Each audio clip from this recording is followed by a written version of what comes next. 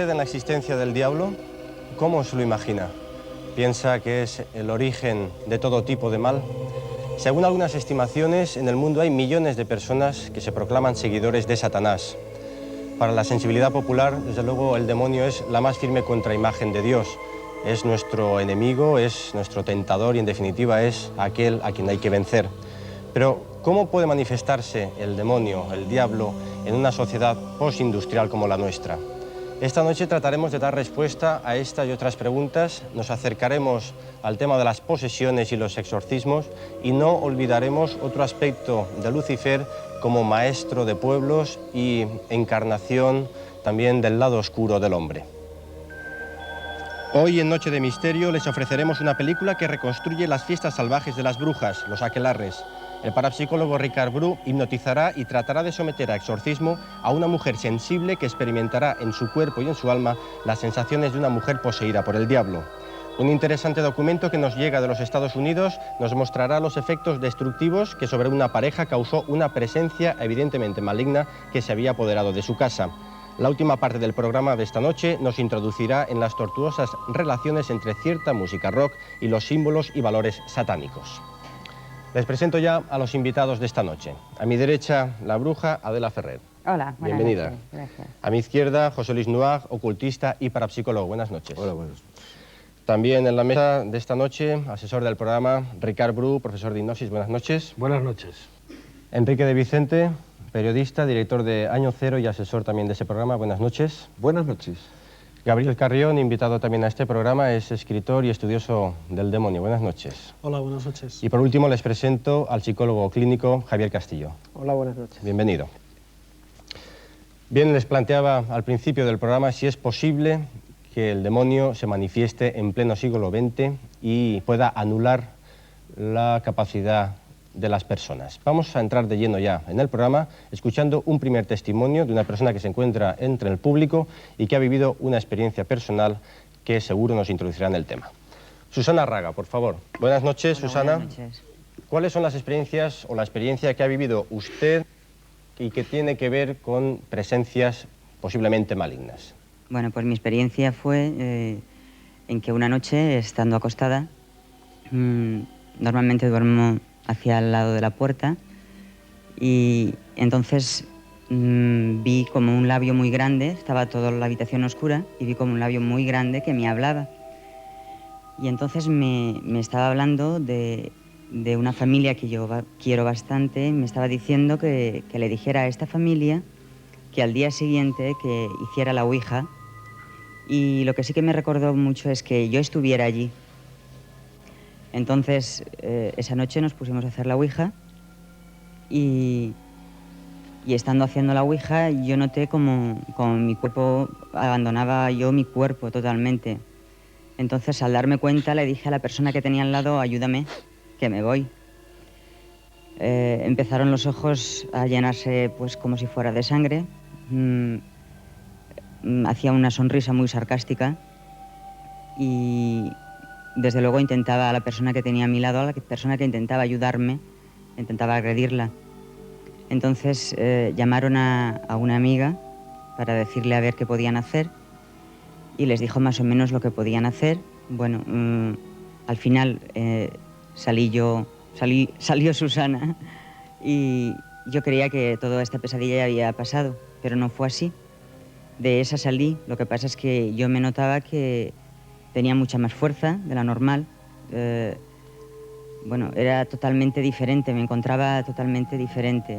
Y entonces, al ver que no era yo en muchas ocasiones, pues entonces decidí ir a un amigo parapsicólogo y me hizo entrar en trance y entonces se dio cuenta él de que llevaba a alguien, porque yo no le dije nada a él, se dio cuenta él mismo, porque hizo la misma sonrisa y no dejaba que saliera yo. Entonces, este amigo mío le hizo ver la luz y gracias a Dios y gracias a él ya soy yo, salió. ¿Cree usted entonces que un espíritu maligno... Sí, era un espíritu maligno, no era el diablo, ¿eh? ¿Le ha utilizado a usted para hacer daño a otras personas? Para aprovecharse. ¿Es la única experiencia que ha tenido? No, he tenido muchísimas, lo que pasa es que creo que es la más adecuada para contar para la gente que practica la Ouija como juego, que no lo haga. Sí, me gustaría preguntarle una cosa muy concreta. Si le hizo ver la luz a la entidad espiritual, ¿no se trataría en todo caso de un supuesto demonio menor de la corte, entre comillas? Es que yo le he dicho a usted que ya le he dicho en primer lugar de que no era el demonio, era un ser diabólico. No. Yo no le he dicho en ningún momento que era el diablo, ¿eh? Perdón, yo no estoy diciendo que sea el diablo, yo estoy diciendo que es una entidad menor, es decir, lo que pasa es que si es un demonio, no el demonio, sino un demonio, lo que está muy claro es que los demonios tienen conciencia de lo que son. Los demonios tienen conciencia de lo que son porque siguen libremente a alguien. Entonces, si le hicieron ver la luz, teóricamente eso entraría más dentro del campo del espiritismo o de la ayuda o caridad espiritual, etcétera, etcétera, pero no sería en sí una entidad negativa, sino un espíritu que teóricamente no sabría dónde estaba ni qué le estaba ocurriendo. Hombre, desde el momento que ese ser intentó agredir a otra persona y bostezaba, bueno, hacía unas sonrisas y cuanto más mal le hacía a la otra persona, más se reía él, creo que no debe de ser ningún ser positivo, ni mucho menos. Totalmente oscuro, ¿eh? Susana, muchas gracias por su testimonio. Bien, la opinión de los invitados será importante a lo largo del programa, pero vuelvo a recuperar la primera pregunta que hacía cuando iniciábamos esta noche de misterio. ¿Es posible que el demonio se manifieste en pleno siglo XX en una sociedad tan postindustrial como la que estamos? ¿Creen ustedes en el demonio? Bueno, por si acaso empiezo yo definiéndome en el tema. Yo no creo en el demonio como una entidad, como algo físico, ni en entidades demoníacas menores o mayores que pueden en un momento determinado estar condicionando o estar metiéndose dentro de la gente. Yo lo que sí que pienso es que hay determinadas manifestaciones que son consideradas como demoníacas, que en un principio de ello pues podemos hablar de ellas, y pienso que tienen un sentido psicológico importante. Pero vamos. Adela Ferrer es bruja y siempre han dicho que las brujas creían en el diablo y adoraban a Satanás. Yo como creer sí que creo, y además porque he tenido experiencias así muy impresionantes que no vienen al caso, pero creo profundamente que existe el demonio. No me considero adoradora de Satanás, aunque también sé que tengo mis propios demonios interiores y ahí voy llevándolo como puedo. Y al respecto de lo que ha dicho esta señora Susana, yo es que me imagino que tiene pues como una capacidad especial para los contactos con el más allá, como si tuviera un canal que la comunica con alguna otra parte y que por ahí se puede colar muchas cosas y muchos tipos de energías.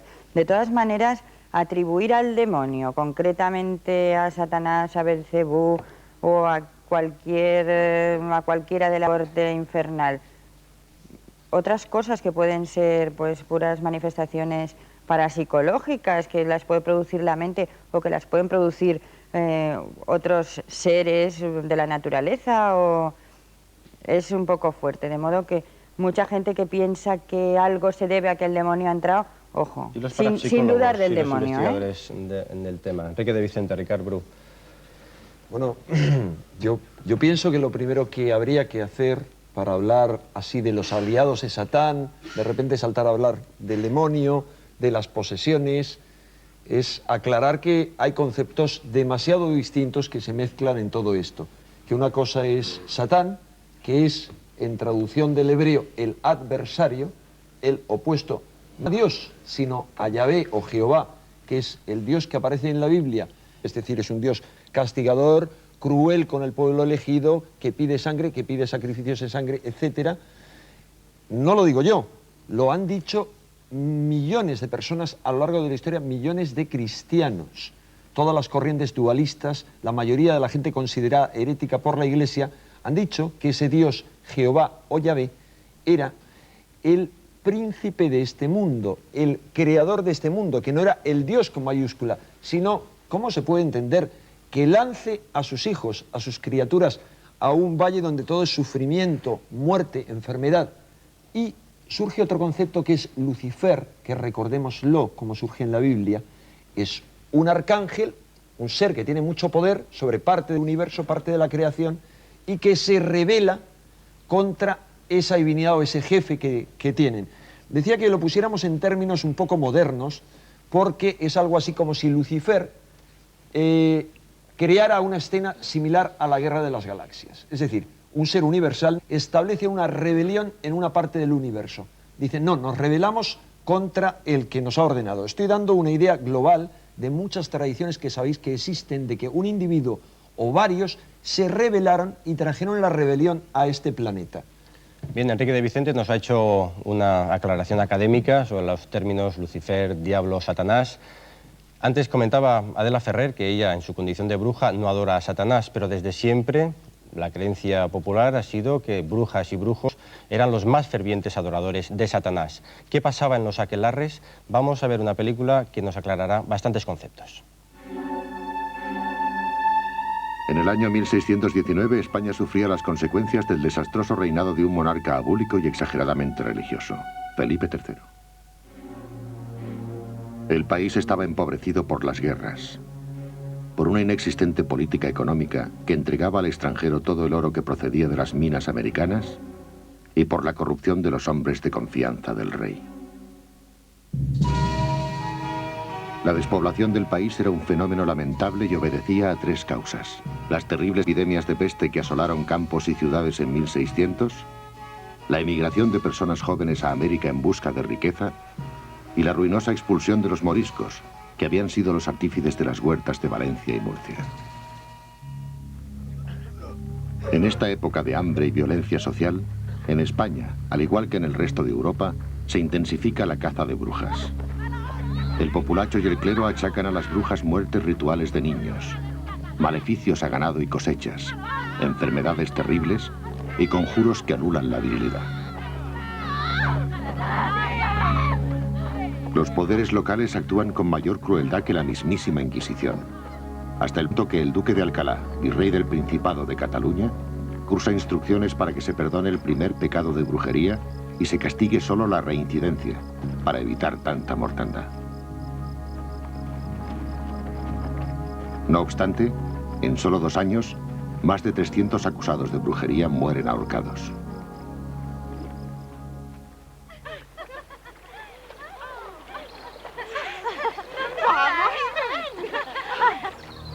Entre los siniestros personajes de la época destacaron los cazadores de brujas. Estos iluminados vagaban por los caminos en busca de hombres y sobre todo mujeres que se comportaran de modo sospechoso.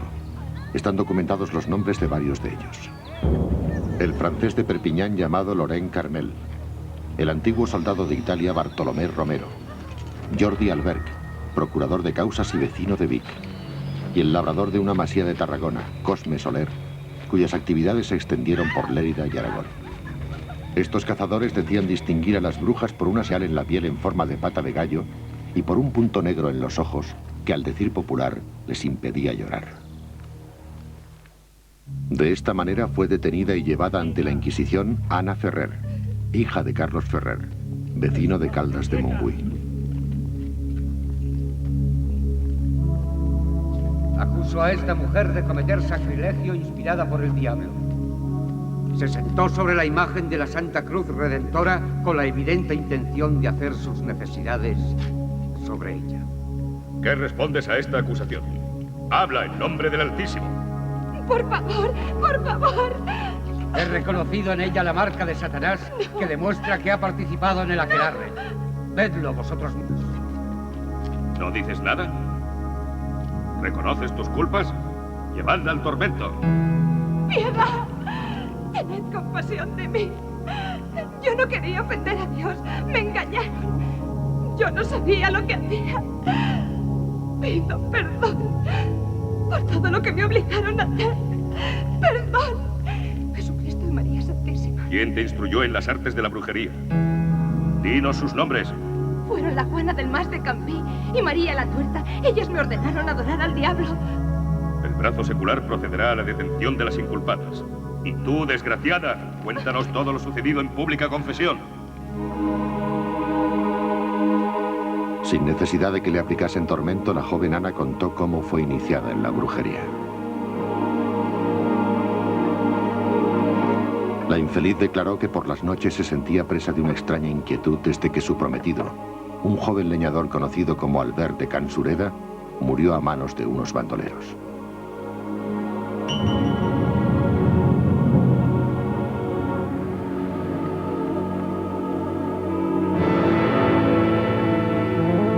Poco después del trágico suceso, Ana fue captada por las dos mujeres y accedió a su invitación de participar en un aquelarre. Las comadres Juana y María le aseguraron que si bebía de la pócima del diablo y se ungía con un ungüento mágico, podría participar con ellas en una ceremonia satánica. Entonces cesarían todos sus males e incluso podría volver a ver a su prometido y a escuchar su voz.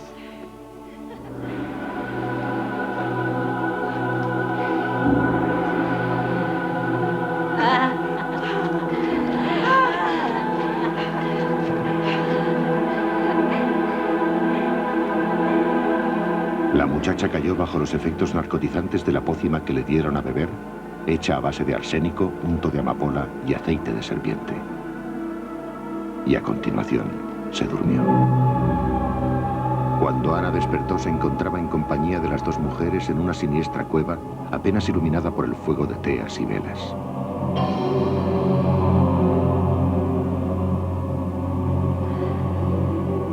Juana y María realizaban todo tipo de sortilegios y habían bebido también de la pócima, alcanzando un estado de alucinación y ebriedad propicio para la celebración del aquelarre.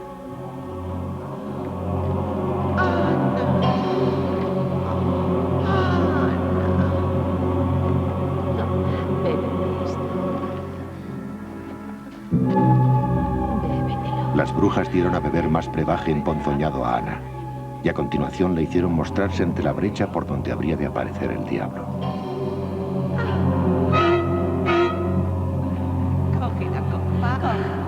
Las mujeres empezaron la invocación del maligno bajo el nombre de Belcebú, nombre divulgado y reconocido como el del demonio de los aquelarres. ¡Belcebú!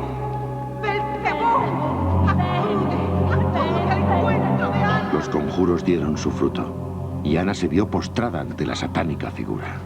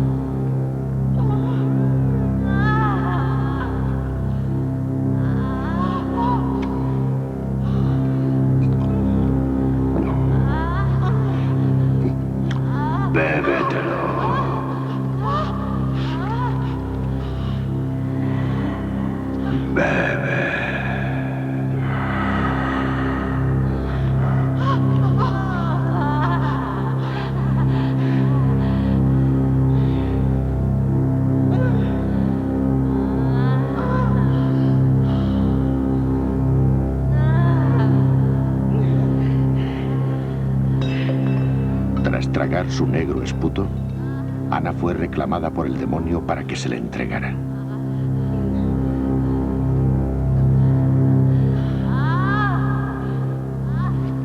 Ana se libró en cuerpo y alma al diablo. El aquelarre se había consumado. ¡Quietas, brujas!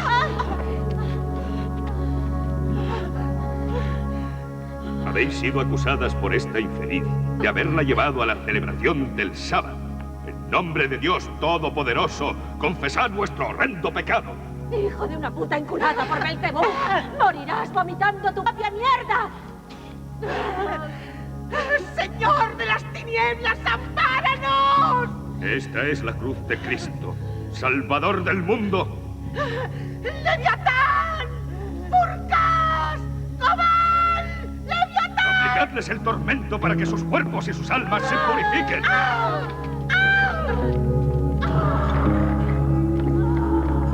Juana y María fueron torturadas y habrían de acceder enseguida a confesar sus delitos y aun aquellos que nunca habían cometido. A pesar de todo, el tormento se prolongó hasta la práctica extenuación de las mujeres.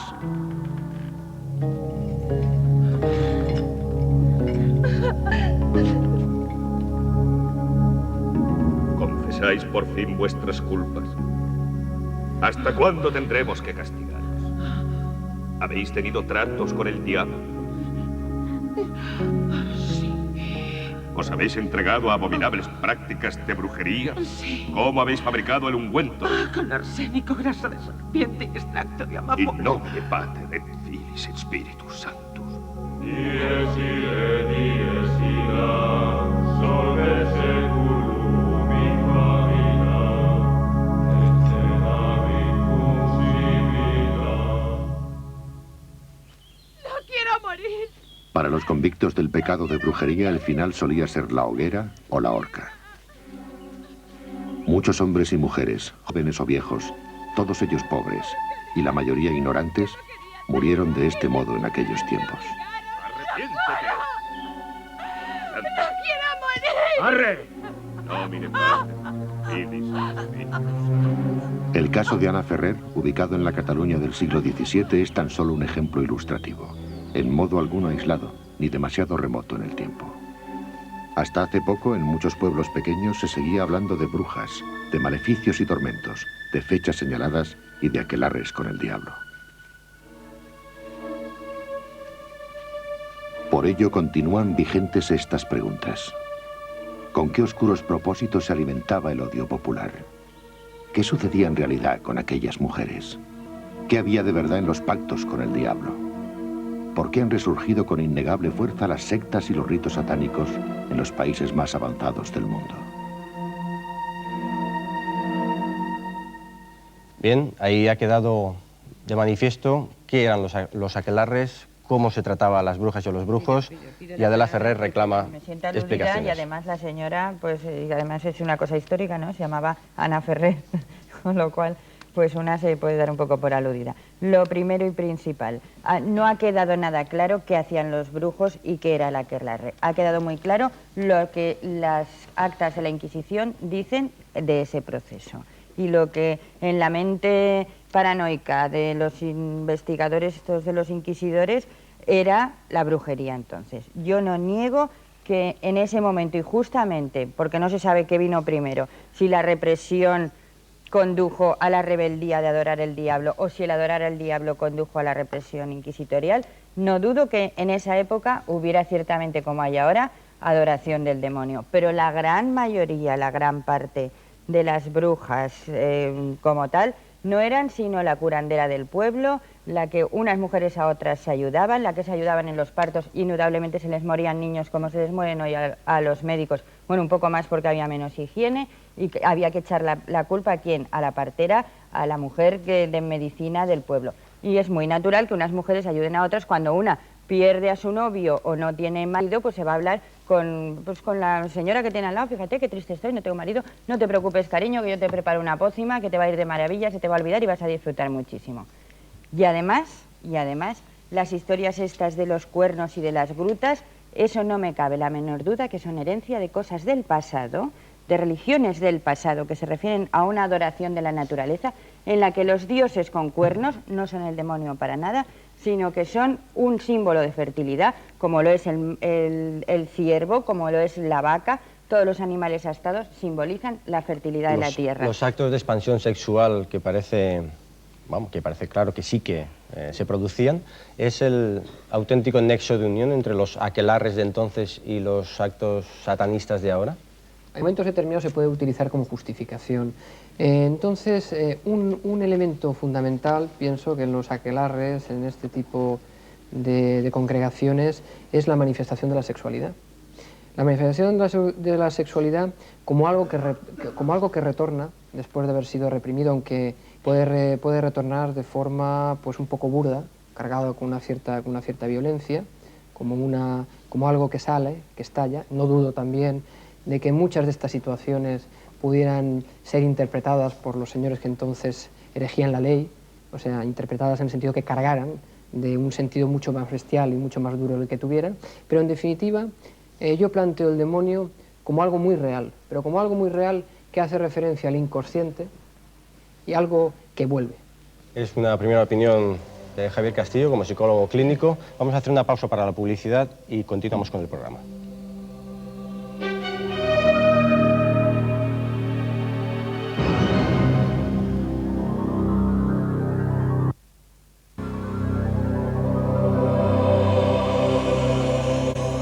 Continuamos en Noche de Misterio. Antes de la pausa se planteaba en la mesa qué queda de aquellos aquelarres y qué herencias han recogido los actuales ritos satánicos. ¿Qué opina José Luis Nuag del tema? Bien, la expresión sexual es de lo más antiguo que hay como manifestación en la tradición mágica.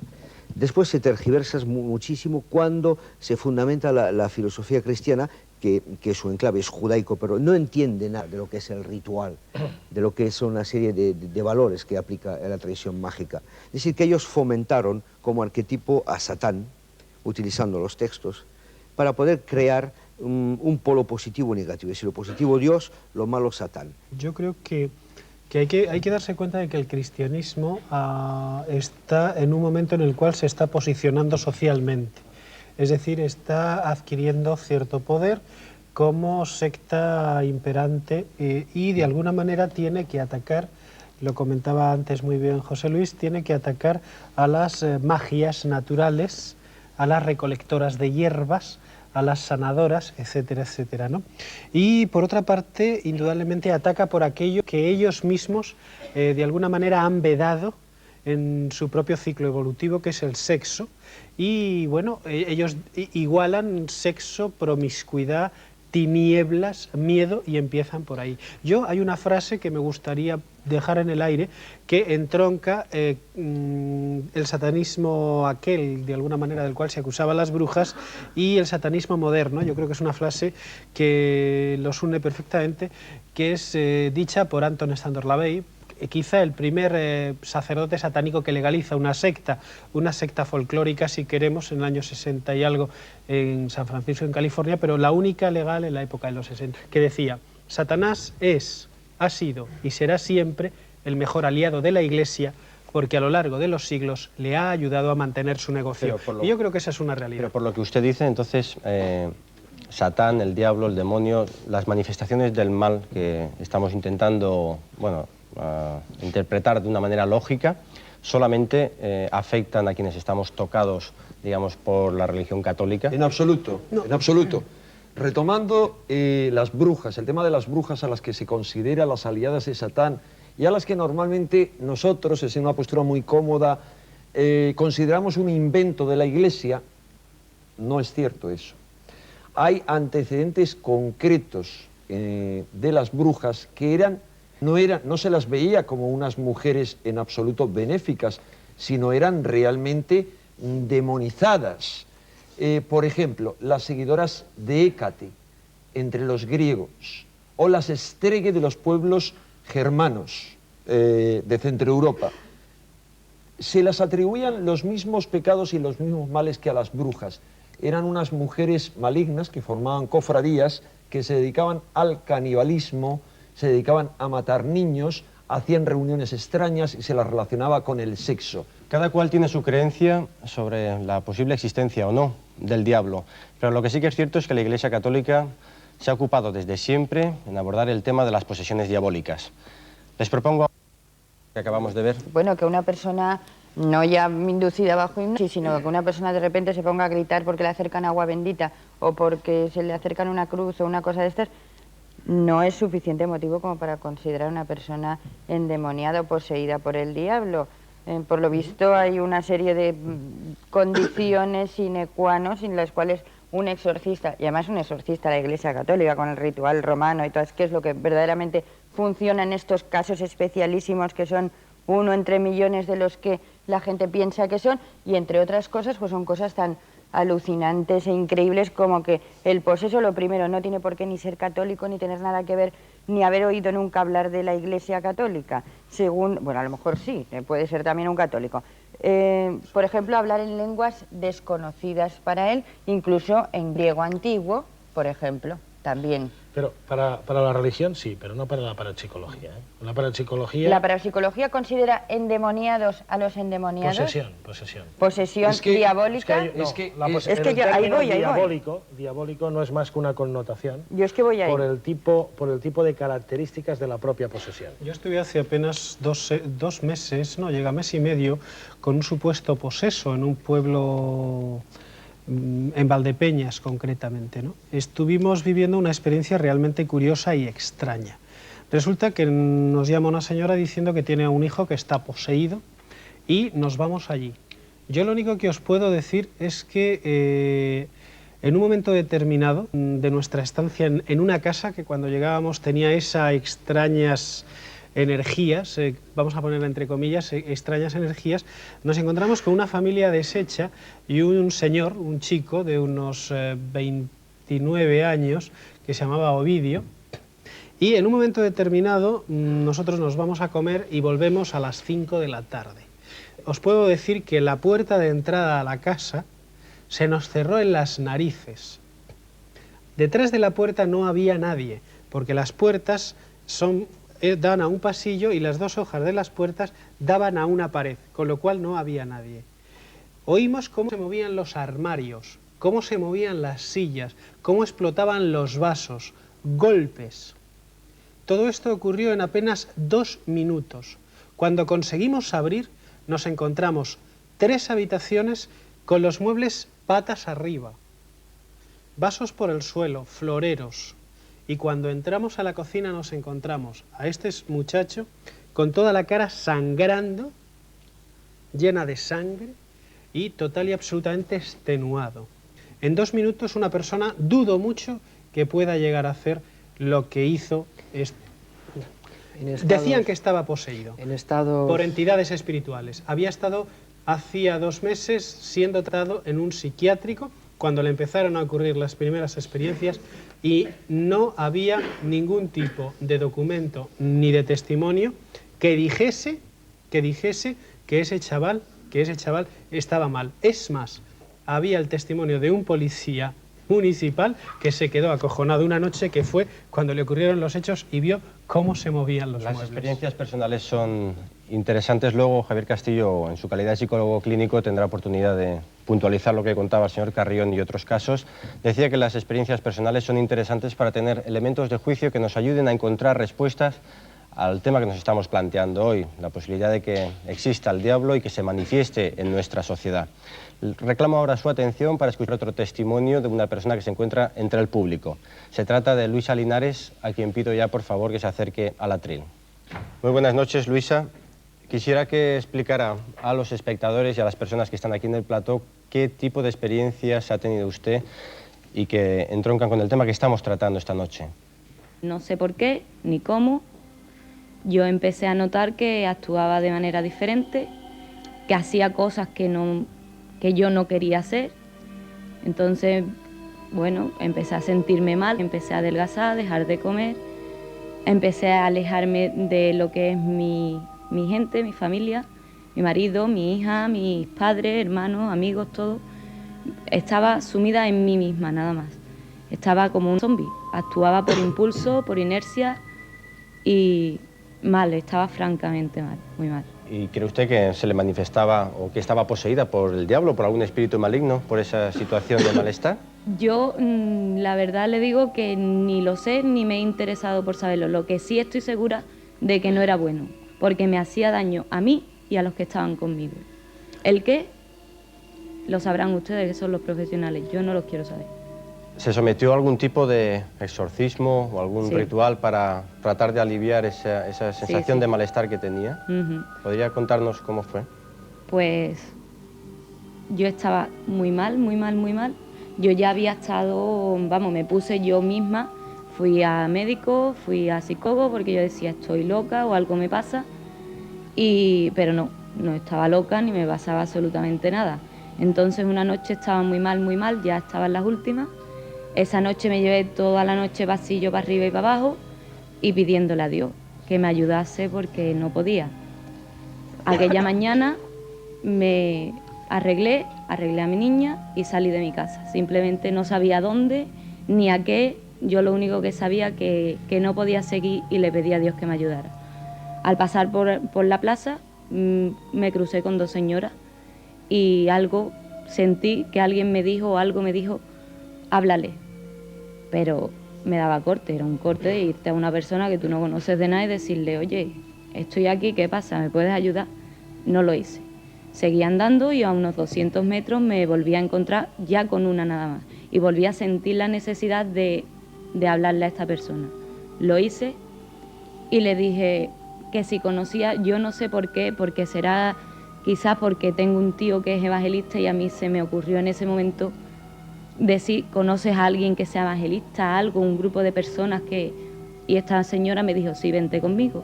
Me fui con ella, llegamos a un portal, me dijo, mira, en el primero B vive una chavala que se llama Isabel. Yo no sé si te puede ayudar, pero puedes intentarlo. Lo hice y esta chavala me contestó, sí, sube, te estaba esperando. Pero bueno, ¿cómo es esto? Al subir, yo lo primero fue decirle, bueno, ¿y cómo es que me estaba esperando? ¿Por qué? Y nada, me dijo que se levantaban a orar y que ella había orado, le había pedido al Señor que le dijera qué tenía que hacer y que le había dicho que tenía que esperar, que se quedara allí, que tenía que esperar a alguien. Le conté mi historia, por la tarde fui a un culto que ellos tenían y cuando ellos estaban rezando y orando y estas cosas, decían la palabra Jesucristo y yo me sentía mal, temblaba, no podía soportarlo. Ellos terminaron y se quedaron 4 personas conmigo, me pusieron las manos en la cabeza y empezaron a hablar una lengua que yo no conozco. Pero nada, yo decía Jesucristo igual, temblaba. Y en un momento determinado sentí la necesidad, como alguien que me decía, levanta los pies. Y al levantar los pies, como, no sé, algo muy raro desde la punta de los pies hasta la boca, que me salía como vomitando y chillando y algo muy malo. Y rápidamente, tranquilidad, paz y hasta hoy, gracias a Dios. Bien, yo quisiera comentar un par de cosas al hilo de lo que estabas comentando tú. ¿Hay alguna pregunta, Javier Castillo, directamente hacia Luisa? Pues Luisa, muchas gracias por venir a contar su experiencia.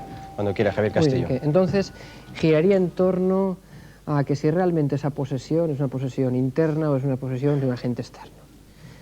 O sea, que es una posesión de dentro, relacionada con el propio inconsciente, o es una posesión de fuera. Eso es un elemento claro, desde luego yo me posiciono por la posesión interior. Eso no quiere decir que esa persona esté loca, no vamos a utilizar ese tipo de lenguaje, es una cosa un poco más delicada, pero sí que es verdad que en determinadas fracciones o elementos del propio inconsciente toman vida de esa forma.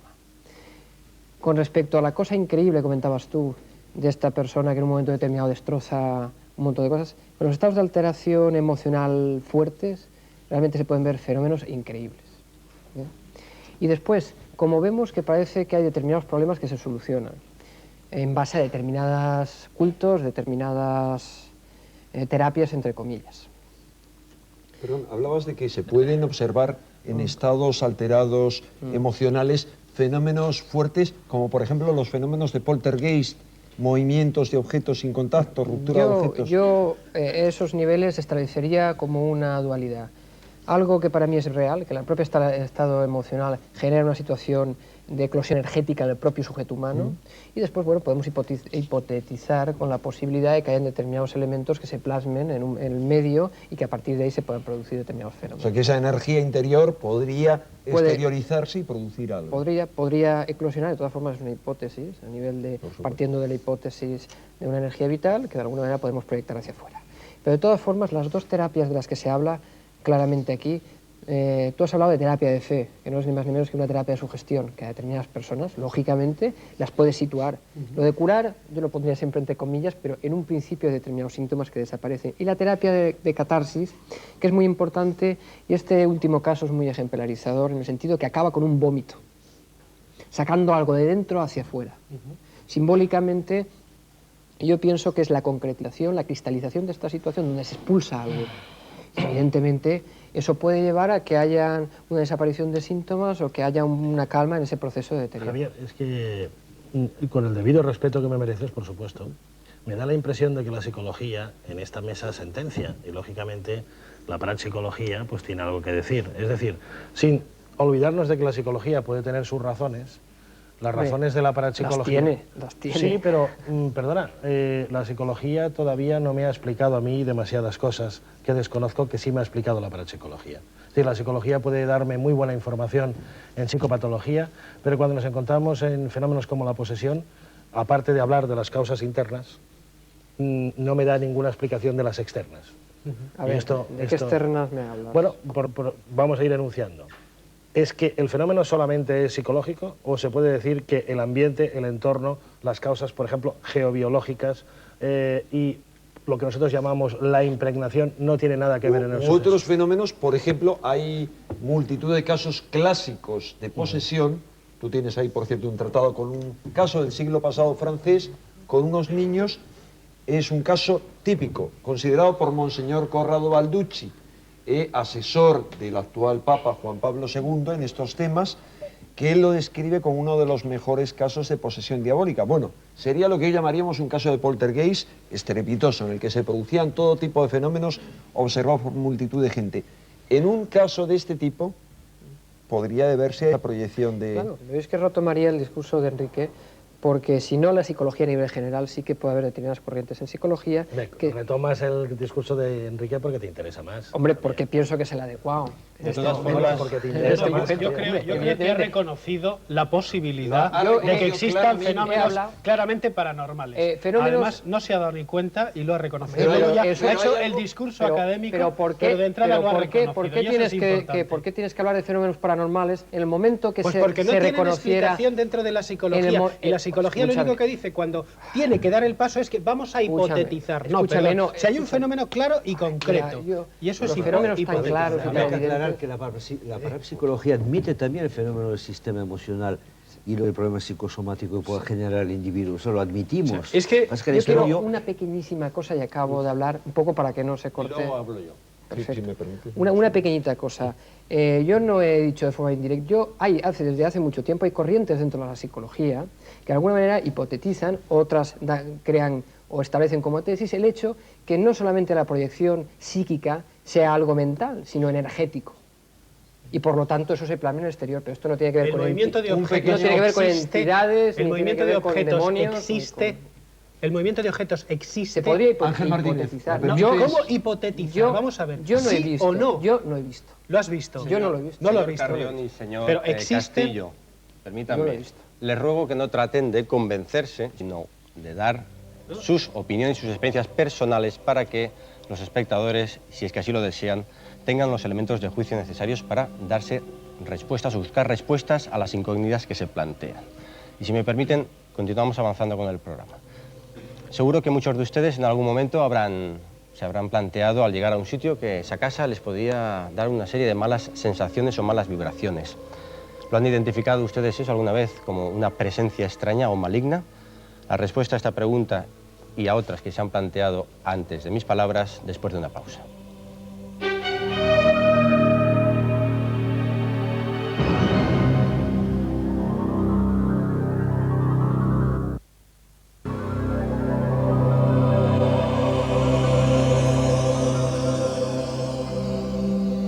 Continuamos en Noche de Misterio. Estamos haciendo un programa tratando de buscar opiniones y elementos de juicio que nos permitan dar respuesta a esas preguntas que nos planteábamos al principio.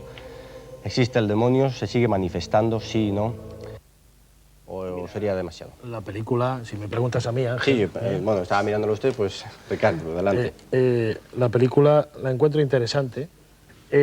Quizá el tema concreto es que si la casa, porque fijémonos que en la escena que al salir de la casa desaparece la influencia, podría ser un efecto resonante o una caja de resonancia de lo que en parapsicología estamos convencidos los parapsicólogos de que es la impregnación, es decir, que de alguna forma se recogen las paredes o estancia, lo que pueden ser sentimientos, emociones que han sucedido allí o que llevan mucho tiempo en ese lugar. O sea, la primera referencia es que yo mismo he podido experimentar en algunos lugares esa misma sensación. O sea, no es que me... Sensación de agresividad y deseos imperiosos de agredir. Exactamente así. Bueno, yo quería hablar justamente de eso. Resulta que hay fenómenos paranormales en casas, fenómenos, vamos a decir así, de casas encantadas. Hay otro tipo de fenómenos geobiológicos, que la gente se siente mal porque está en la vertical de una línea telúrica o de otro tipo de factores que no tienen que ver con fenómenos paranormales, pero hay otra serie de factores ante los que creo que hay que decir que ignoramos qué es lo que está ocurriendo ahí. Especulamos con que tal vez en algunas ocasiones, en algunos sitios, hay energías que aún no conocemos, y justamente me recordaba el color ese rojizo que se manifiesta en la película y que está en la investigación original de ese caso, que llevó a unos parapsicólogos, a un equipo de parapsicólogos, 16 meses tras los cuales no llegaron a ninguna conclusión, me recordaba una fotografía obtenida justamente por un equipo de la Academia de Parapsicología Torá y del equipo Noche de Misterio, cuando estuvieron en la Gran Pirámide y Ricard Bru dirigió allí una serie de experiencias. Resulta que se les ve que están meditando y se ve en torno a ellos, concretamente en torno a Ricard Bru y a otro investigador, una luz rojiza muy clara y muy concreta y muy definida, aparte de todo lo otro. Y tú me contaste, Ricard, que ahí, y no teníais ni idea qué significaba esa luz y aún no lo habéis revelado, no, ¿qué es que no la veíamos, teníais? No la veíamos, ¿eh? ¿Qué sensación teníais? Ya, pero de agresividad. Esa foto tendría que estudiarse también, ¿no? No, por supuesto, no hemos hecho un estudio sobre la foto. Sí se ha hecho, sí. Ah, bueno, yo no lo conocía, sí. Pero lo interesante es que yo les fui preguntando tanto a él la foto no está trucada, la luz roja no era nuestra. ¿Pero qué sentíais ahí? Agresividad. O sea, agresividad. Me llegó a reconocer una de las personas de la expedición, un parapsicólogo que formaba parte de la expedición, que sentía incluso ganas de pegar a los demás. Es cierto. ¿Por qué digo esto? No solo porque conecta directamente con la película, con ese tipo de luz que aparece ahí en la fotografía, sino con algunos otros casos. Yo tengo la anécdota... De todas maneras, y dejando así un poquito la pirámide aparte... No, hablo de casas, se iba a hablar de alguna casa concreta. Yo tengo claro, por ejemplo, la única vez que en muchísimos años de correrías por casi toda Europa, sentí algo extraño en un sitio, ¿no? Fue concretamente en lo que yo denomino la aldea maldita de Marmellar, en el Baix Penedès, y la realidad es que fuimos a hacer un reportaje a un pueblo abandonado y recuerdo que al parecer en la iglesia del pueblo habían sacrificado a una mujer, la habían descuartizado, la habían rociado con gasolina y la habían quemado para destruir su identidad y luego la habían enterrado en el suelo de la iglesia. Pues bien, cuando nosotros llegamos allí, yo recuerdo que empecé a notar unas sensaciones muy extrañas. Yo soy una persona que no se deja influenciar fácilmente, ya son bastantes años de experiencia dentro de este tipo de temas y sobre todo dentro de historias tenebrosas, y he de reconocer que me puse realmente histérico. Me entró un pánico tremendo y es la primera vez que he tenido esa sensación de miedo. Fue salir del entorno y volví a estar bien. Esa sensación... Entraba, volví a tenerlas y bueno, y la verdad es que os he de decir que bueno, yo he sido educado en algunas técnicas para no caer en este juego extraño de supuestas energías. Gabriel, esa sensación de pánico, esa sensación de miedo es la que describe todo el mundo cuando habla del diablo. El pánico más horroroso. Yo quiero manifestar que no creo en la existencia del diablo, me considero un racionalista y, por supuesto, tengo muy claro que hay que poner absolutamente todos los fenómenos paranormales entre comillas. Yo voy a añadir sobre lo que tú has comentado, Ricardo, la impregnación. Bien, bien cierto es, y lo hemos comprobado ahí, siempre tenemos casos ahí para poder comprobar lo que el ser humano es capaz de emanar y de absorber a nivel energético. Y es sencillo, se puede sencillamente comprobar cuando vamos a un hospital, una clínica, un lugar donde hay una carga depresiva concreta. Esto genera un consciente colectivo que se capta, es decir, no estás muy bien. De la misma manera, el ejemplo positivo, vas a una sala de fiesta, captas la alegría, porque el consciente colectivo está despejando mentalmente todo su campo energético hacia una alegría, o dejando problemas, pero el egregor es alegre. Aquí es donde podemos captar un poco esas sensaciones que recibimos sin llegar a plantearnos, bueno, si tiene color o no. El color puede ser también inducido por que en ese momento la persona que vea, porque no siempre todos ven la manifestación. Hay alguien concreto que aprecia algo. Pero es que el color rojo es un color de agresividad, y era lo que experimentaban en esta película y lo que experimentabais vosotros. Hay un caso... Y un color, pero de actividad. En cromoterapia se usa como actividad para energetizar más. ¿Puede el mal ocupar una casa, el mal entendido como elemento perturbador de todo aquello que vaya impregnando? Ustedes habrán escuchado en más de una ocasión cómo teólogos y moralistas han insistido que algunas bandas de rock están siendo utilizadas por las sectas satánicas para hacer mal. Es una creencia que está ahí, pero que vamos a intentar desmenuzar hasta el último grano. Lo hacemos después de una pausa.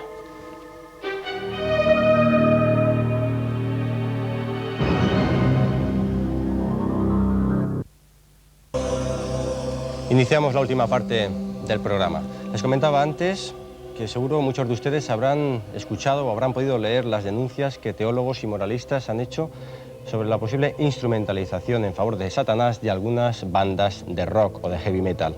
¿Qué hay de cierto en esto y qué no hay de cierto en esto? Les propongo que vean la película que hemos elaborado que nos introduce en el tema. Entre las culturas más primitivas, desde la más remota antigüedad y a través de la historia, se ha relacionado la música con aspectos oscuros de la naturaleza. En la actualidad, la relación de la música con el diablo se detecta en ciertos ritmos caribeños influenciados por los ritos del vudú, pero sobre todo se evidencia en la música de algunos grupos de rock. Desde mediados de este siglo, la música rock ha irrumpido en el mundo occidental, generando a nivel primario e inconsciente una cultura propia. Algunos expertos llegan a afirmar incluso que la música rock, en sus variantes más duras, supone un culto y sumisión a las fuerzas del mal. La generalización es inaceptable, pero resulta innegable que las letras, imágenes y gestualidad de ciertos grupos contienen muestras manifiestas de simbología satánica. ¿Estamos ante un fenómeno puramente esteticista? ¿Se trata de una operación más de marketing dentro del mundo de la música? ¿O por el contrario existe un trasfondo ideológico más profundo en el llamado rock satánico? Veamos algunas manifestaciones de la fenomenología satánica en la música rock. Este es el grupo Ad Libitum, un ejemplo de músicos de rock que se declaran admiradores y seguidores de las creencias satánicas. Bueno, la verdad es que los ritos satánicos se han utilizado para toda clase de profesiones, no solo para la música, porque los políticos, bueno, todo el mundo hace ritos para conseguir pues fama o lo que sea, ¿no? Lo que pasa es que esto está un poco... hay matices, ¿no? Porque, por ejemplo, hay gente que es muy bestia, que hace pues sacrificios en los escenarios, que, no sé, saquean cementerios y todo el rollo, ¿no? Entonces nosotros vamos por otro camino, ¿no? Que es pactar con el diablo nosotros mismos, ¿no? También hay diferentes tipos de satanismo, ¿no? Está el satanismo, como comentaba Josep, que bueno, pues hace cosas de estas, ¿no? Y luego hay otro tipo de satanismo que es sacar tu propio demonio dentro de ti, ¿no? Es un poder mental, ¿no? Que bueno, pues una serie de símbolos, como puede ser una cruz al revés, o un 6, un pez al revés, el ojo de Dios al revés, pues... Allí, en 1980, murió en extrañas circunstancias el batería del grupo, John Bonham.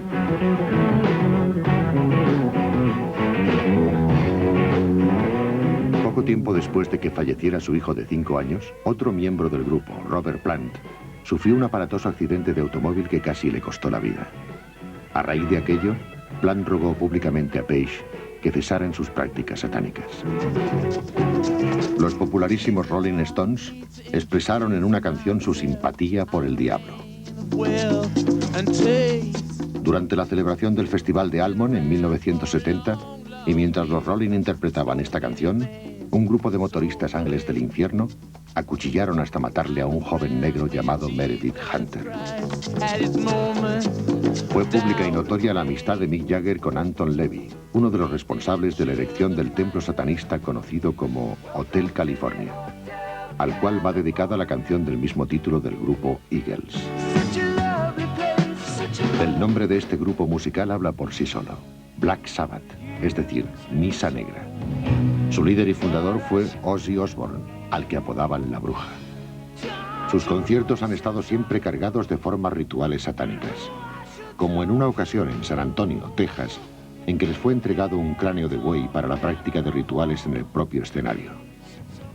La letra de su canción Ladrando a la Luna contiene frases como estas: la venganza está hirviendo. Él ha vuelto para matar la luz. Aquellos a quienes la bestia busca le escuchan temblando y le oirán ladrando a la luna, aullando en las sombras.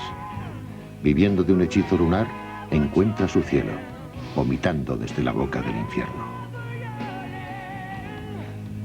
Más que nada esto fue casualidad, aunque nosotros lo habíamos hablado un par de días antes, ¿no? Habíamos comentado, vamos a hacer un pacto con el diablo porque todo nos salía mal, ¿no? Había siempre impedimentos, tonterías que no nos dejaban. Y entonces un día en un trabajo que hicimos conocimos a un maestro de ceremonias, un señor muy puesto, que hicimos amistad con él y él pues desinteresadamente pues nos ayudó, nos enseñó y en fin nos introdujo en el luciferismo tradicional, ¿no? Y entonces pudimos hacer este tipo de ritos. Los líderes del grupo Ad Libitum, Josep y Jordi, atraídos por los ritos satánicos, decidieron hacer un pacto con el diablo.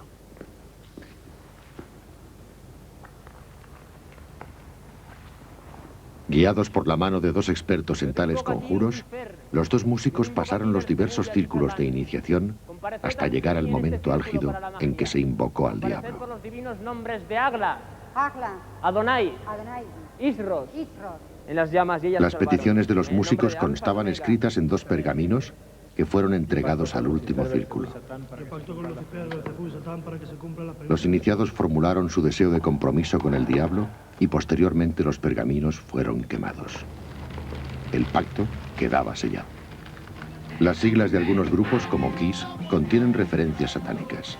KISS no responde a la traducción de la palabra beso, sino a las siglas de Kings in Satanic Service, Reyes al Servicio Satánico. Las siglas del grupo AC/DC tampoco significan corriente alterna, corriente continua en inglés, sino Antichrist, Death Christ, Anticristo, muerte a Cristo. La canción de este último grupo, titulada Campanas del Infierno, contiene frases como: tengo mis campanas y te llevaré al infierno. Te poseeré, Satanás, te poseeré. Especialmente curiosas fueron las revelaciones del exmúsico y satanista americano Johnny Todd, quien, cuando renunció a sus anteriores creencias, dio a conocer los oscuros ritos que practicaba con sus discos. Según el propio Todd, la cinta original de la grabación era colocada sobre un altar orientado al norte, con una estrella invertida dentro de un círculo mágico. Personas especialmente escogidas invocaban con sus conjuros a Rija, príncipe de los demonios, a fin de que introdujese su espíritu en cada disco y así su contenido adquiriese un diabólico poder de seducción para aquel que lo escuchase. Ahí queda la película y los testimonios de protagonistas directos. ¿Qué opinión les merece a los invitados? ¿Es posible que el rock sea un instrumento satánico tal y como se ha denunciado con insistencia? José Luis Nuar, Javier Castillo. Venga. Yo en principio creo que no, de entrada. Es decir, yo tengo muy claro que el rock como fenómeno social es utilizable y de hecho ha sido utilizado a lo largo de los últimos años para inducir a determinados colectivos de jóvenes a consumir la figura del diablo en diferentes acepciones. El hecho de que se diga que no quiere decir que no existan personajes que a lo largo de la historia de la música más reciente no se hayan vinculado a determinados grupos ocultistas. Está claro que en el propio reportaje se nos habla de algunos personajes, pero vamos, de Mick Jagger, de los Rolling Stones, que basó algunos de sus grandes éxitos en tradiciones esotéricas, sobre todo negras, pues el propio John Lennon, gente como por ejemplo Charles Manson, aquel famoso asesino de la familia Polanski, publicó... Muchos de estos ejemplos han salido ahora en la película. Claro, por eso digo, que publicó realmente lo que muy poca gente sabe de Charles Manson, por ejemplo, el asesino de la familia Polanski, es que publicó un LP y que realmente hacía música y que en un solo día llegó a vender más de 50.000 discos. Es posible, perdón, es posible, quería preguntarle también a Javier Castillo, ¿es posible hacer apología del satanismo a través de una canción que se tiene que escuchar al revés? Pues no es posible, porque entre otras cosas el mensaje subliminal realmente no queda grabado en la cabeza. Podemos utilizar el término inconsciente. Con lo cual eso tiene que ver más con un hecho puramente propagandístico que con un hecho real. Pero cuidado, pero hay rituales mágicos. No hay ninguna base psicológica que diga que un mensaje no queda grabado en la cabeza. No hay ninguna base psicológica en la cual se puede decir que un mensaje subliminal no queda grabado. Yo parto un poco de las experiencias que se han tenido con mensajes subliminales, en el sentido que habitualmente por los clásicos de la Coca-Cola, etcétera, etcétera, son mensajes muy claros que van hacia una comprensión clara, lo que pasa es que pasan desapercibidos, de ahí la importancia del mensaje subliminal. Yo lo subrayo. Pero no nos creamos que la mente es como una grabadora que enchufa, rebobina y luego pasa. Sí que graba, porque lo oye todo y lo registra absolutamente todo, y eso en la hipnosis tú se graba. Se están posicionando ustedes sobre si es posible o no es posible el que con un mensaje subliminal más o menos intencionado, es decir, grabando una canción al revés, pueda afectar a la mente. ¿Está el psicólogo explicando su teoría? No. Enrique de Vicente, un segundo, por favor. De todas formas, no hay teoría, está dando su opinión, que acabe de darla, y luego quienes opinan contrario lo dicen. El tema está en que con respecto a los grupos de rock, yo pienso que, entre paréntesis, decir que yo soy un admirador de muchos grupos de rock, los Beatles, los Rolling Stones, realmente me gustan, si hubiera tenido la posibilidad de asistir a sus conciertos, hubiera asistido. Que en muchos de ellos se monta una cierta parafernalia que de alguna manera se basa mucho en un cierto componente reactivo de la gente, un componente contracultural que va en contra de un sistema y eso reabsorbido, y que hay mucha gente con componente de desequilibrio importante, que esto lo llega a marear, evidentemente, y nadie lo pone en duda. A decir que la música de rock, como se ha pretendido decir, es algo malo, es algo satánico, ¿no? Hay gente que incluso le puede ir muy bien para descargar una cierta adrenalina. Escuchemos ahora otra opinión, Adela Ferrer. Solamente una cosa con respecto a lo de las frases al revés que dice el psicólogo que no hacen efecto. Yo no sé si hacen efecto sobre las mentes humanas. Yo creo que hay una cosa súper conocida y que la deben estar haciendo montones de amas de casa y que es una cosa de magia súper popular, que es que cuando a una se le pierde una cosa, le reza 3 Padres Nuestros al revés a San Antonio y la cosa aparece, fíjate. Me permito pasar de esas frases al revés al significado que podría haber más profundo tras esta conexión entre rock and roll y satanismo. Y me permito retomarlo desde un punto de vista. En el esoterismo más clásico se ha aceptado desde siempre, no solo que ha habido infinidad de músicos clásicos que eran iniciados en sociedades secretas, sino hoy en día hay una corriente cada vez más creciente, la musicosofía, que pretende que en la música clásica es una forma de influencia espiritual para la humanidad. Pero, ¿cuál es el resultado de la música clásica y de la música rock en animales o en plantas? Hemos hecho el experimento. La música clásica hace crecer a las plantas de forma notabilísima. La música rock, el rock duro concretamente, las destruye, aniquila su vida. Es un dato y cada uno que juzgue lo que quiera. A lo mejor es que el aparato de música... No, experimentos hechos en diferentes países, te digo, en Madrid se han hecho. Gracias por la aclaración, Enrique de Vicente. Luego pensaba hacer una broma, ¿no? Porque no dudaba de la credibilidad de su testimonio. Les invito a escuchar las experiencias y el testimonio de otra persona que se encuentra entre el público. Es Jordi Casas, a quien invito ya, por favor, a que se acerque al atril, para que nos cuente a todos, espectadores, invitados y público, qué tipo de experiencias ha tenido usted con el tema que nos ocupa, satanismo, luciferismo, la existencia del diablo. Buenas noches. Buenas noches. En primer lugar, quería decir que yo soy un defensor acérrimo de todos los temas que envuelven al satanismo y al luciferismo. Porque yo hace 10 años estaba, digamos, en un profundo desequilibrio mental debido a la duda que todo ser humano tiene, la búsqueda de la verdad, de la creación. Por unas causas que ahora no vienen al caso, yo conecté con este mundo del luciferismo, el satanismo, y tengo que decir la verdad. Estos temas me equilibraron, o sea, para el resto de mi vida. ¿Qué beneficios pretende obtener una persona que se encomienda a Satanás o a Lucifer? ¿Beneficios personales? Primero, como ya he dicho antes, llevar una vida estable, encontrar lo que todo el mundo busca, pero unos solo tienen curiosidad y otros quieren llegar hasta el final, o sea, el porqué de la creación. Yo creo que el mejor camino para llegar a entender lo que es la creación es la sabiduría que nos reporta Lucifer. Yo, quizá para aclarar un poco tu concepto, me gustaría preguntarte, Casas, si crees que Lucifer bajo más o menos lo que tú estudias y lo que tú crees, ¿es espíritu o materia? Lucifer, como es lógico, es espíritu. La traducción textual de Lucifer, el idioma romano, es luz ferre, el portador de la llama. Vino de otra dimensión hacia esta dimensión. ¿Y cómo afecta al hombre es de forma espiritual o material? No, de forma espiritual. El que afecta al hombre de forma material es Satán. ¿Satán es materia? Que podría ser la traducción católica a Cristo. Pero eso es materia para ti. Es materia. Satán son los instintos que desarrolla el ser humano.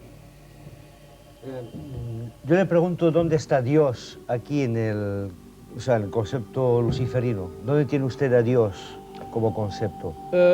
¿En qué compararíamos Dios? ¿En positivo o negativo en referencia a Lucifer? Dios es completamente negativo. Hay una lucha fraternal entre Lucifer y Dios. Por eso un mismo concepto para usted. Sí. Y se queda con el bien de Lucifer. El bien de Lucifer. Y lo Es que negativo de Lucifer Dios. es todo bien. Y Dios negativo. Dios es negativo porque reprime los instintos de los cuales está dotado el ser humano. Bueno, pero desde su punto de vista, ¿quién sería el creador del universo? Creador del universo. Sí. Dios. ¿Y cuál sería el papel de Lucifer después de la obra de ese creador? Creador de la tierra. Pero, perdón, ¿dónde vivimos nosotros? En la tierra, o sea que sería un poco el concepto que antes habríamos dicho de que Lucifer es un rebelde ante Dios que viene aquí a la tierra. Exacto. Esta es la definición. ¿Y qué objetivo persigue al venir a la tierra?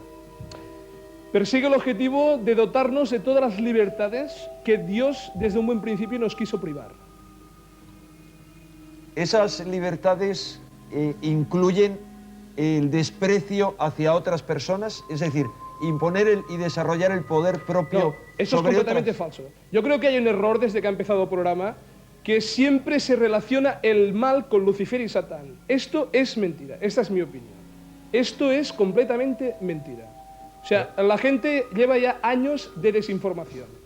Y es lo único que quiero aclarar. No me negará, señor Casas, que esto no es un cliché de hace 25 años. Yo creo que cualquier ciudadano de a pie siempre ha identificado el mal, lo ha atribuido a Satanás, al diablo, a Lucifer.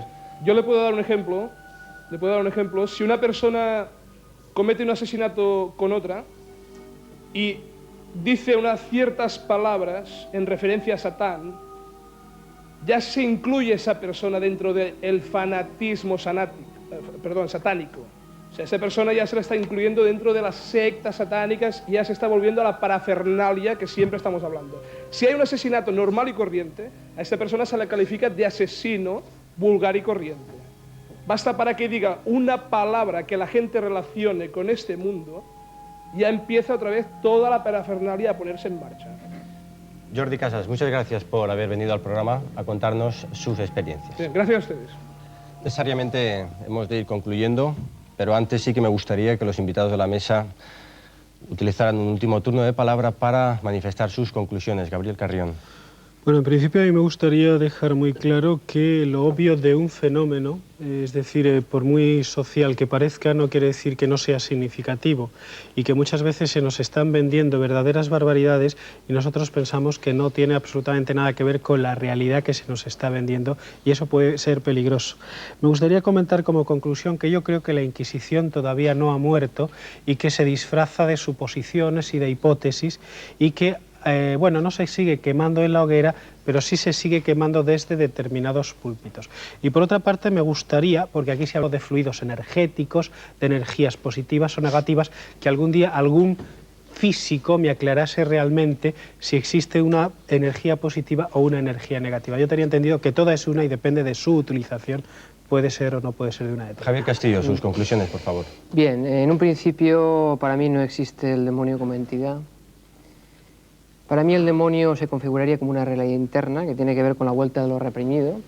De ahí la importancia de la integración de esa parte demoníaca en todos nosotros. Y luego que pienso que el intento de explicación de la psicología de muchos de estos fenómenos no excluye situaciones verdaderamente sorprendentes, en las cuales pues pienso que se ha de ser riguroso y humilde a la hora de plantear teorías y a la hora de construir modelos, sin que eso quiera decir que nos haya de estar totalmente abierto a lo que podamos ver, lo que podamos escuchar, lo que podamos tocar.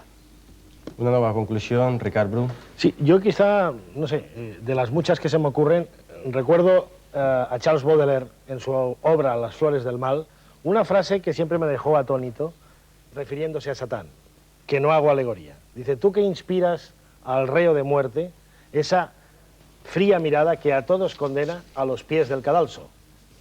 Yo pienso que la frase, de alguna forma, nos hiela a todos, es decir, esa mirada acusativa, porque ¿quién es capaz de acusar al otro? Es un poco, para mí, definitorio. Enrique de Vicente. Para mí, dejando aparte, por toda la discusión a la que yo nos llevaría, conceptos como Satán, Lucifer, Jehová, creo que existen dos dimensiones, vamos a decirlo así, de lo diabólico.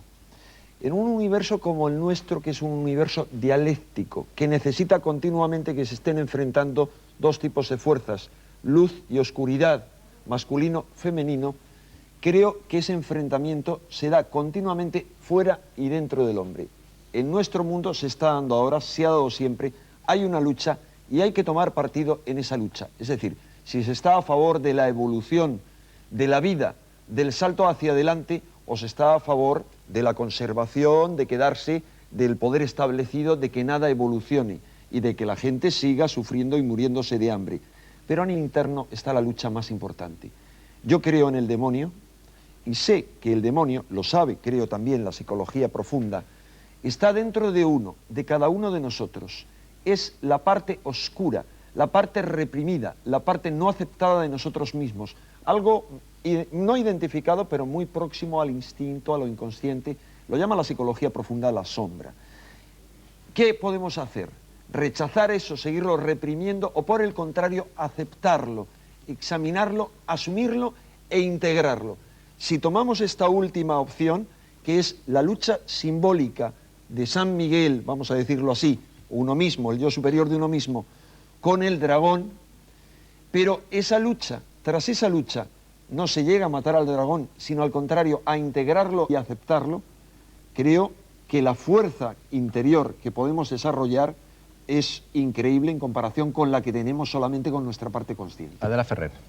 Yo sí que creo en el diablo, ya lo he dicho desde el principio, en el demonio, y yo no sabía todas estas cosas tan extrañas que de la filosofía, porque soy muy burrita, soy de las brujas, de esas antiguas de andar por casa, y mi teoría es completamente contraria a lo que dicen estos señores tan inteligentes, y es que para mí, vamos, no mi teoría, sino mi filosofía y una verdad para mí incuestionable, es que hay dos fuerzas, una del bien y otra del mal, y la que el bien siempre gana al mal, y que para mí el bien es la luz y el mal es la oscuridad, y identifico esa luz y esa oscuridad con Dios y el diablo, y sé que están dentro de mí y sé que están fuera porque lo he visto. Ahora, tampoco veo yo ahí una lucha así tremenda, ¿no? Yo pienso que cuando la luz, cuando se ilumina la velita, la tiniebla desaparece, y que eso es lo que hay que hacer desde dentro. Y para mí, como el demonio representa también todo lo que es dominio, poder, pero poder en cuanto a dominio, no atreverse a, no la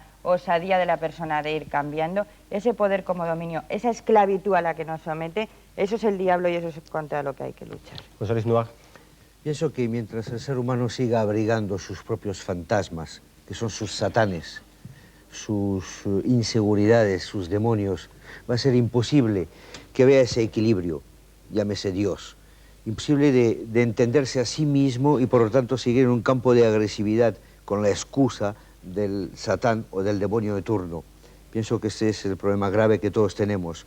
Y ser osado con Dios, no temerle, si es que se cree en él, ser tan osado como lo somos con un concepto como Satán o Lucifer. Pues si en algún momento ustedes se han planteado la existencia o no del demonio y si se puede seguir manifestando en esta sociedad en la que vivimos, aquí les hemos ofrecido opiniones, hipótesis, declaraciones, películas, todos los elementos que teníamos al alcance de nuestra mano para intentarles ayudar a obtener respuestas más o menos lógicas en este tema, que la verdad es que es bastante complicado. Gracias a los invitados por haber venido, gracias también al público y a ustedes, ya saben, siempre tendrán la última palabra en este programa, aunque sea desde su casa, pero les espero la semana que viene en otra Noche de Misterio. Adiós.